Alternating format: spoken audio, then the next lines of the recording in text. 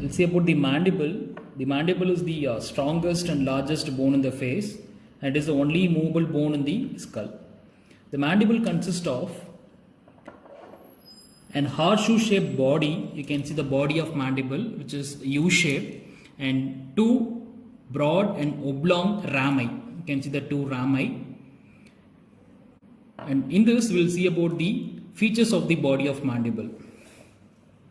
The body of mandible presents two surfaces, the outer surface and the inner surface. And it presents two border. The upper border is also called as alveolar border because it bears the socket for the lower jaw.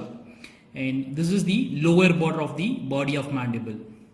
Coming for the outer surface of the body of mandible, in the midline, here you can see a triangular elevation. So this is called as mental protuberance. Just lateral to the mental protuberance and below the socket for the incisor teeth, we can see a depression. So this is called as incisive fossa.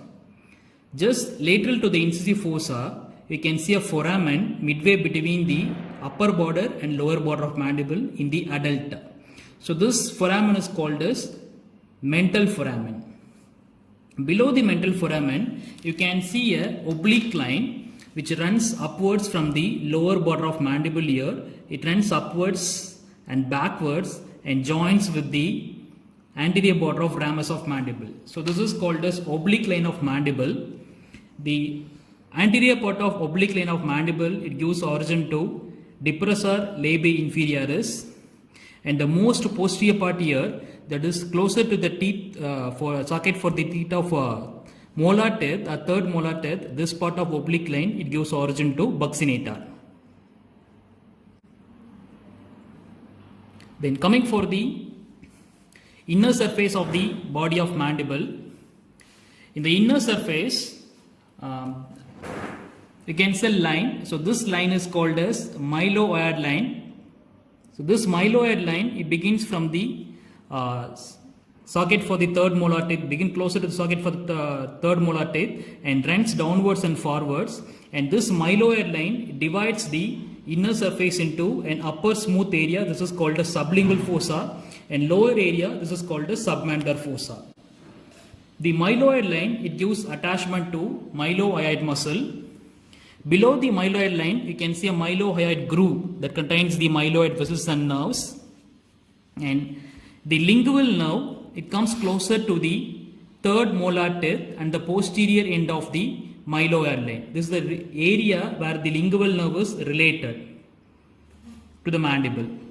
And in the anterior part of this sublingual and the inner surface of mandible, just exactly inner to this symphysis menti, you can see four tubercle. So these are called as genial tubercle. So we have a pair of superior genial tubercle, a pair of inferior genial tubercles.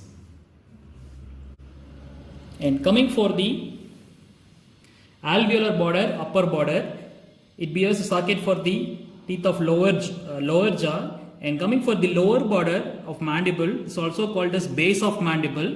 Just lateral to the mental protuberance, there is a depression on either side of the base of mandible here. Just on either side of the mental protuberance. So this depression is called as digastric fossa, and that gives attachment to the anterior belly of digastric. We will see about the ramus of mandible. The ramus of mandible, it is a flattened piece of bone which lies oblong and come from the posterior end of the body of mandible and is projecting upward. The ramus of mandible, ramus of mandible presents two surfaces, the lateral surface and the medial surface, which is seen on the inner side, and presents four border, the upper border, the lower border, anterior border and the posterior border. Coming for the lateral surface, it gives attachment to masseter muscle, it gives attachment to masseter muscle. And the medial surface, you can see the medial surface of the mandible, ramus of mandible. In the middle of the medial surface, we can see a foramen. So this foramen is called as mandibular foramen. And the mandibular foramen, it gives passage to the inferior alveolar vessels and inferior alveolar nerves. And this mandibular foramen leads on to a canal called as mandibular canal, which runs within the body of mandible. At the anteromedial wall of this mandibular foramen, it is guarded by a tongue-like projection. So this tongue-like projection is called as lingula. Lingula gives attachment to the sphenomandibular ligament. The area of medial surface below the mandibular foramen, you can see some roughened rough impressions. So this denotes the insertion of the medial pterygoid muscle. Then coming for the upper border of ramus of mandible, the upper border presents two processes. The anterior process called as coronoid process and the posterior one is condylar process. Between these two processes there is a notch, and this notch is called as mandibular notch, and mandibular notch conveys the mesenteric vessels and nerves. The coronoid process, it gives insertion to temporalis muscle, and the condylar process, it presents head of the mandible. The head of the mandible is convex on all the sides, and the axis of the head of the mandible is at right angle to the ramus of mandible. And just beneath the head of the mandible, you can see a constriction. So this constriction is called as neck of mandible. The anterior surface of neck of mandible, it presents the depression here. So this depression is called as pterygoid fovea, which gives insertion to lateral pterygoid muscle. The head of the mandible will articulate with the mandibular fossa of temporal bone to form the temporomandibular joint. Then the lower border. The lower border, it is continuous with the lower border of the body of mandible.